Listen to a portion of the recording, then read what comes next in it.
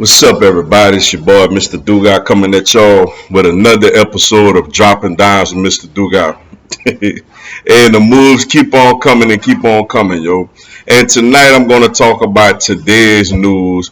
You have the Miami Heat re-signing Victor Oladipo to go along with our other signings of Kyle Lowry, you know, Markieff Morris, re-signing Dwayne Dedmon, obviously re-signing Duncan Robinson, Bam Adebayo, PJ Tucker.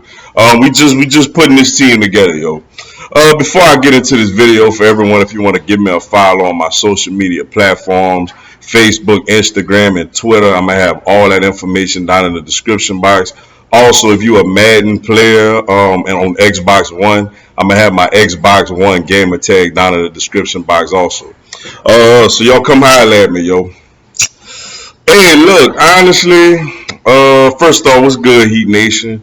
Honestly, this is not a move that I seen coming, but I actually really like it, yo. Obviously, I was frustrated with the whole Victor Oladipo experiment last season. He played a few games, and actually, in some games, looked pretty good. But when you consider the fact that we gave up a first round pick to get him, and you consider the fact that he got injured and he didn't play for us not only down the stretch of the regular season but at all in the playoff. I mean, we could have used a 20-point score out there against Milwaukee. Not that we would have won the series or anything, but we probably wouldn't have at least got swept, you know. So the moves we made, yo, I love, with getting Kyle Lowry and PJ Tucker and, Markieff Morris and those re-signing Dedmon and Robinson, giving Jimmy his extension. I'm looking at this roster and I'm like, yo, I'm liking what I'm seeing. But, we did lose. Obviously, we lost Goran Dragic, to get Kyle Lowry. And also, we lost Kendrick Nunn to the LA Lakers. And I'm saying to myself, we got to get another guard. We got to get another guard that, that could probably come off the bench and give us a little punch. And I wasn't thinking Victor Oladipo. There was talks about, potentially trying to see if they could squeeze in some money for DeMar DeRozan. I never really, that would have been nice. But once we start signing people like Tucker and all them, I was like, nah, I don't think we're going to really have enough money for DeRozan. But I was looking at somebody like maybe a Lou Williams, or someone of that nature. But to go out there and get Victor Oladipo again, though it looks like he's not going to be ready till like the earliest, maybe late December, early January. Some people feel like probably possibly February. Though whenever he comes to this team, I feel like it's a very low risk but potentially high reward with him. We know he's a 20-point scorer and he's a guy that could defend. He's most likely gonna come off the bench. Him and Tyler Hero gonna come off the bench. This is a guy that could go out there, run the offense, and put up points coming off the bench. I love the move, yo, because it's one of those moves that if it don't work out, oh well, we didn't swing for the fences. We just we basically played with house money. But if Victor Oladipo could come back and stay healthy and be somewhat of the player he was before this injury, even if he could be the player he was with Houston last year, averaging 19.8 points per game, I think that's a huge lift and a huge, upgrade for this basketball team. And also think about the defense that this team could potentially play. Look at, like, if you have this lineup, you say you have Kyle Lowry out there, Victor Oladipo, Jimmy Butler, PJ Tucker, and Bam Adebayo. You have 5 guys on the court at one time that could defend. 5. We could go with all defensive lineup and really lock some teams down, or really make it difficult for them to really put up, to really play efficient basketball against us.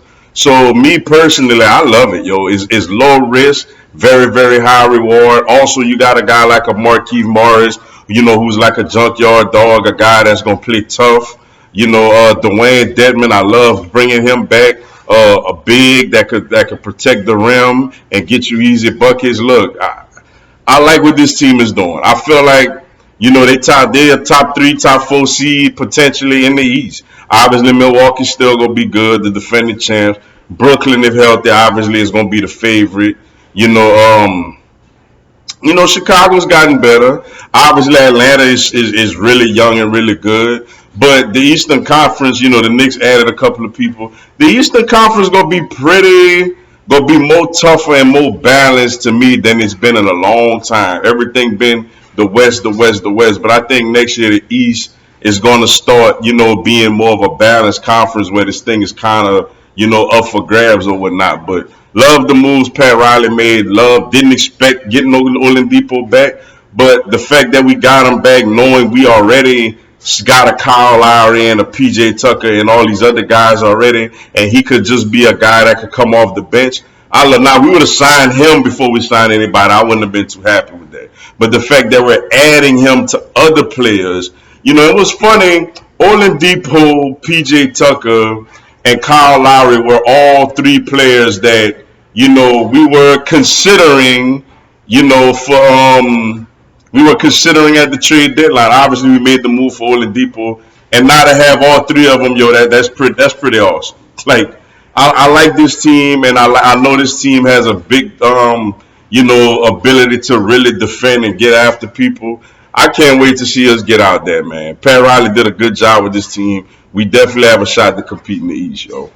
But with that being said, that's all I got for y'all tonight. Appreciate y'all checking out the video. Hit the like button for your boy. Give me a subscribe. I'm going to have Miami Heat and NBA content throughout the year. Also, on tomorrow, Thursday night at 8 p.m. Eastern, 7 Central, 5 Pacific, I'm going to do a live Q&A. Y'all come on there, ask me anything, tell me anything. I'll answer your questions, respond to your comments, and give you a shout out on the live. Also, this Sunday at 11 a.m. Eastern to 1 p.m. Eastern, I co-host Big Time Sports Talk with Mike the Bandit. Y'all download the ESPN 1420 AM app and come listen to us on the radio, yo. It's some fun stuff. Until then, y'all have a blessed one. Let's go Heat.